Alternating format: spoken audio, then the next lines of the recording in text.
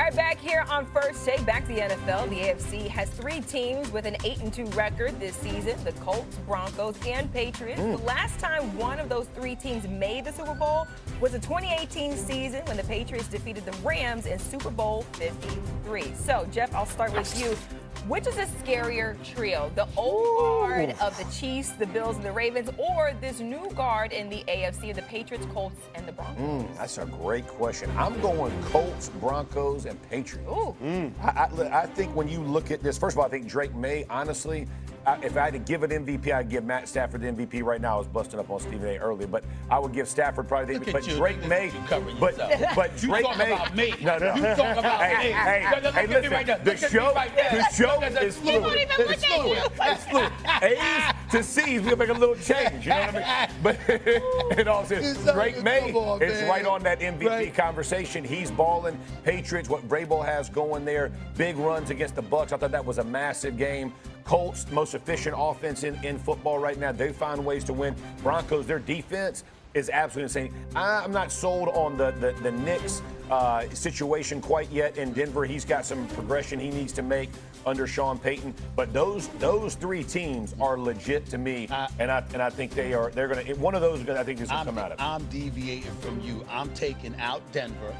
And I'm putting in Kansas City. I don't give a damn about their lead in the AFC West. I would put my money on Kansas City before I put my money on Denver because of Denver's offense. Not their defense. I know how real their defense is. They're for real. But I don't have a lot of faith in Denver's offense. I think that they've been playing with fire most of the season, not playing for 3 quarters and then coming up in the 4th quarter.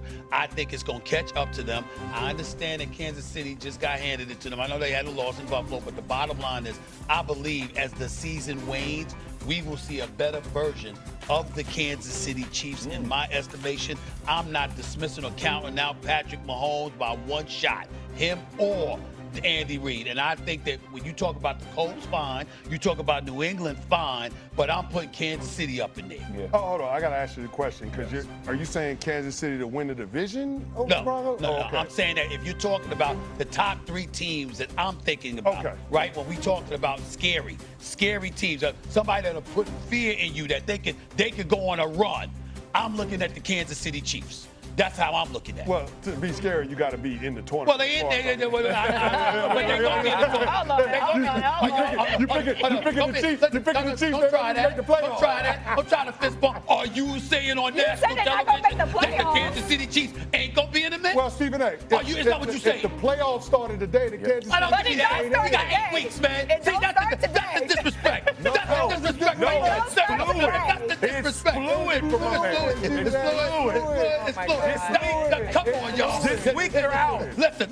This week, fine. You trying to tell me with 8 weeks left, you gonna sit up there with a straight face and say to me, I don't know if Kansas City gonna make it. Really? I want to hear it. That's very disrespectful, CC. That's very disrespectful. Well, listen, they're running out of runway, and when the quarterback expresses that he's concerned about the way they're playing, what he's gonna say, man? Especially after the Bills lost, then if he's concerned, then I gotta be concerned. And let's not forget about the ass whooping we saw them get in Super Bowl 59. Well, I know that. The Kansas City Chiefs. This version of them is not the version that we saw win 3 championships with Andy Reid and Patrick Mahomes. We got to start accepting them for who they are. As Bill Parcells used to say, you are what your record says you are. Man, I'm going to roll to Buffalo. I'm going to roll to Baltimore. I go to the Super Bowl, man. You're very disrespectful right now. You're very disrespectful. I'm not saying that they can't pull out of this nosedive, but when it comes to the Kansas City Chiefs in the championship conversation, I'm just not there yet. And that's in part because they're not going to win their division, and they're going to have to be on the road starting wild card weekend. And Stephen A., we usually only see one team every decade win a championship going the wild card route. Right? We saw Tom Brady do it in 2020. The last time before that, it was Aaron Rodgers in 2010. It don't happen that often.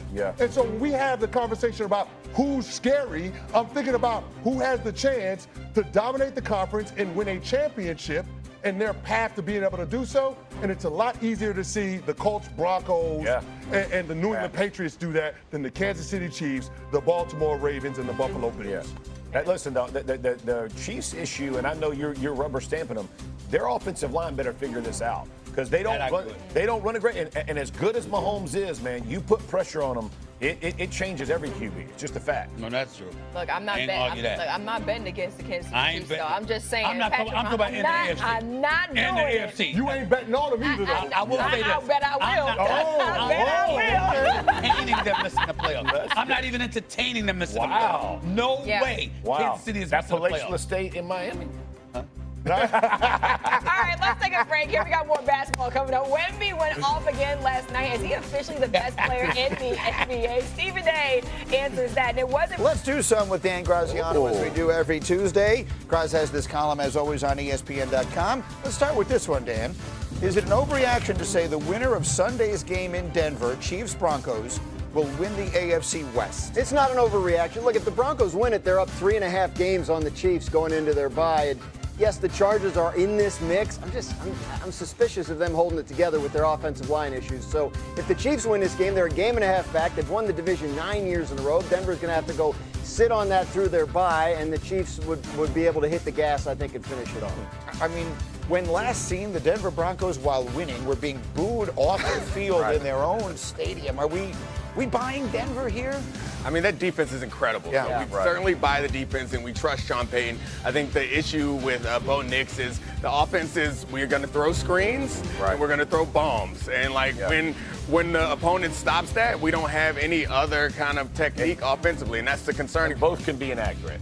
Screen can be inaccurate, deep ball can be. And I'll say this, I'm not counting out the Chargers. Like, when they're 3-0 in the division, I understand their O-line stuff, but they've already got why would you need healthy O-linemen? They're overrated. No, they'll get. Harbaugh's going to foul might have been written before the Charger game. Respect. The last time we saw the Chiefs, too, they were struggling as well against the O-line. Bills. And we saw the Bills struggling. So a lot of it, I think, you start out week to week, it changes. Speaking of the Bills, the next one. Hey, Dan Graziano. Someone said the Buffalo Bills Super Bowl window has closed. Is that an overreaction? Of course it's an overreaction. It's a classic overreaction to Buffalo's worst game of the year, which came 1 week after Buffalo's best game of the year, which was a victory over the Chiefs. We're not going to judge anybody on their worst moment or probably their best. Buffalo has shown that they're going to be there in the end with an elite quarterback. Jeff, why are you making that?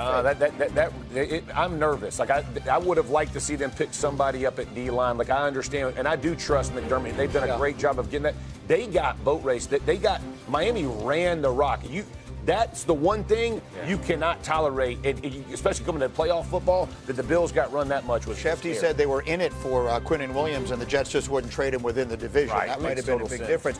J-Mac, you did that game on CBS, the Dolphins and Bills, this weekend. What did you see? And I have some concerns as well. And Brandon Beane was as disappointed as anyone that he didn't get anyone at the trade deadline. But when I look at this game, this is down the first time they've really had a drive. They got down in the red zone. This is in the third quarter. They're down 16-0. The Dolphins are going to come with an all-out pressure. For Josh Allen, you're trying to find your best matchup. He's looking to the left side of the field. Look up top. Keon Coleman is one-on-one. The reason he's not going there is because he doesn't trust the guy. There were multiple times throughout this game where he tried to go to Keon Coleman, and Juju Brents had him locked up. Later on in the game, another opportunity, down 16-6. Josh Allen picks up the first down, but this is the old Josh Allen where he had to put the cape on for the Buffalo Bills to win. In this game, there were multiple times where he's running around doing everything. When he got to the sideline, you saw him say, I should have just went down. But he felt like he couldn't because he feels like he has to do so much because the wide receiver position isn't showing up other than a short pass to Khalil Shakir. And then on top of that, Dalton Kincaid got hurt, a hamstring in that game, and he's the one guy that can get down the field vertical. I mean, I think the question asking if the window closed is obviously premature, but I don't have faith in the Bills because of the Bills as much as I have faith in the Bills because of the rest of the AFC. There's no one really running away with it. And you got Josh Allen, and to your point, they have a defense that has proven that they can put it together enough. But that's always, year after year, they're injured and they still put it together enough. But right now, you look at this team, it's I don't know how they're going to fix this defense. They have some good players. They lost another